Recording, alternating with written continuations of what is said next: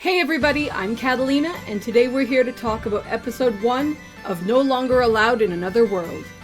This is definitely going to be one of those very divisive anime where it's going to be very individual whether or not the show is going to be for you. What I can tell you from my experience is that, at least from my angle and my taste, if you like fantasy or isekai, wacky characters, and a darkly comedic undertone, this very well could be something that you will enjoy. However, if you have any kind of concerns over self-deletion of any form for you, for a loved one, for anyone else, if that upsets you deeply, if you have deep personal connection to that, anything like that at all, this is probably not going to be your cup. And even if you don't necessarily have a big issue surrounding that in some way, it still might make you uncomfortable, or you might discover you're the kind of viewer who feels frustrated over a character who seems to unendingly want to end themselves. That actually happened to my brother Kazari, because we both watched this afternoon. And while I finished it and I loved it and I thought so much was brilliant about it and I really liked it, he watched about 5 to 10 minutes of it and basically tapped out and was like, nah sis, this is not for me. So I can absolutely understand how it could go more than one way, because I've already seen that happen within my own family. But what is it that makes this show so interesting and unique? Well, to start with, the protagonist, we're just going to call him Sensei here for lack of simplicity. He's actually based off of somebody from the real world. If you go and look up the show, you can find out all about that. I am not going to try and pronounce that gentleman's name. We all know how I am with names. Anyway, I really like the character of Sensei. I think the voice acting for him is incredibly good. I actually oddly found him very calming and very soothing to listen to, even though he seems to have such a downer aspect to his character. I think that is strictly surrounding his own situation. However, I have read a bit of the source material for this, and from what I gathered, while he does feel a certain way about himself and how he wants his life to go or not go, he doesn't really try to impose it on other people, and he's just really interesting because he's not actually super duper powerful in any direct way or anything, but the ways that even in this episode we see certain things prevent him from achieving his, at the time, goal of self-deletion, we actually see that people or other things prevent that.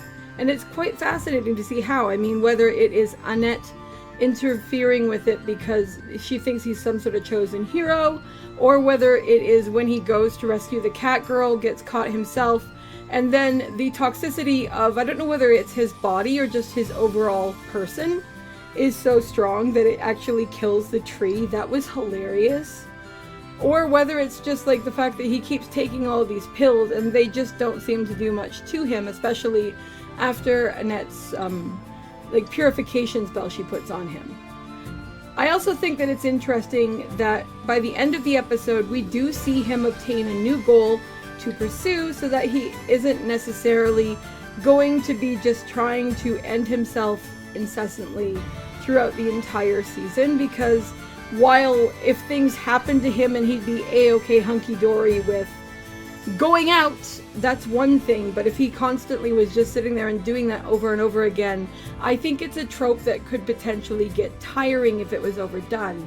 Now though that he has the objective of wanting to find Sacchan and find out how she is doing and whether she still wants to pursue their original goals, he has a reason to stay with it, at least for the time being, and we get to watch and examine what will happen to him in this world, and we'll eventually, I hope, get to see what happened to her in this world and whether the experiences they're having here have changed one or both of their minds in any way.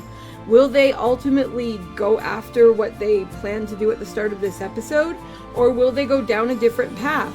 The next thing that I think is super interesting about the show is that it's very smart about how it uses various isekai and fantasy tropes to really show different aspects of Sensei's personality and his interaction with other characters.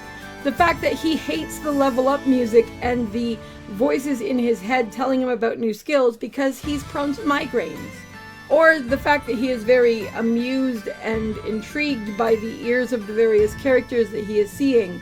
The fact that when the cat girl is caught up in the tree, his first question isn't how can I help you, rather it's can I write a novel about you? It's like, oh my gosh. Or just his willingness and proclivity to take pills or smoke cigarettes. Those kind of things really aren't popular in 2024, whereas they would have been in 1948 when this character is hypothetically from. So seeing him behave in those ways, even with our modern sensibilities, and seeing that not be taken out or censored, is relatively interesting, and given the toxicity skill we just saw him use unintentionally, it really does highlight that aspect of his character.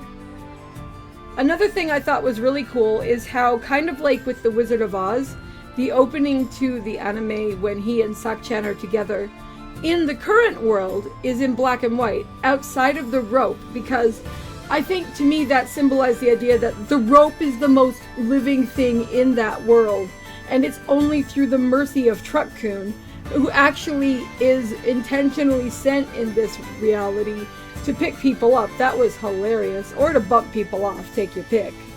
I thought that was really interesting. There's just so many little details. The fact that when he shows up in the church in this new world, that it is a Western styled church and not something that would have made sense for where he came from, was also a cool touch, especially since Western design is often very popular in video games, and this world he's entered seems very much like a video game. Like, he has stats, he has skills. He's terrible at them, but he has them. I also really like how Annette tells us about how heroes come to this world and how over her experience working as a person at this church, her optimism toward these heroes has dwindled, and by the time that Sensei gets there, she just wants no part of it, and she's very annoyed until she starts to see what kind of person he actually is. And despite his issues, she sees something in him that she likes, and she genuinely wants to help him. And it's seeing that in him that makes her aware of how much her own perspective has changed since she started working at the church. I also really liked how funny the cat girl was, and the constant joke about her continuing to try and tell us her name and then constantly getting cut off was rather amusing. The fact that these two girls are also fighting over Sensei, whom I actually super like, and like, insofar as like characters I like this season, I could actually kind of get behind the two of them fighting over him. I don't know why, I don't know what it is about him that I find so appealing, but like, holy crap, dude, if I was in that world, I'd probably be squabbling over him too, which is like, what on earth? Because that makes no sense. And in all common sense and logic, this is a man from whom all of these ladies, myself included, should be staying the hell away. But it is what it is, and I'll have a good chuckle at it. I mean, crap, it's him and Clayface this season. What is going on? Gotta admit, they fangirl a little more than I would, though, because holy crap, dude, by the end of this episode, these two chickies are pulling him along inside of a coffin where he's decided to lay down and take a nap until they get to the next town. And they seem perfectly content to just drag his ass there and to just like pull him along the way, which, like, holy crap, what on earth is that? But that is what it is, and that is what's going on. Overall, I thought this first episode was pretty fun. I think that Sensei is going to make for a unique and interesting hero to follow, and he has some interesting quirks and personality issues that are definitely going to ensure that he is not going to be cookie cutter. I like both of the ladies that we have met in this episode. Despite their squabbling over him, I don't find them in any way annoying or frustrating or anything like that. I actually think they're both fun in their own way, and I think it's kind of amusing given that he is looking for Sacchan while these girls are going to be orbiting him like the sun, and I would wager we're going to pick up more as we go. That's totally fine though, because I didn't come here for romance. I came here for adventure and for some quirky, like, out of beat kind of comedy, and I think we're gonna get that in spades. Anyway, I'd love to know what you guys thought of this episode, so drop a comment below, and I'll see you in the next video. Talk to you later. Bye!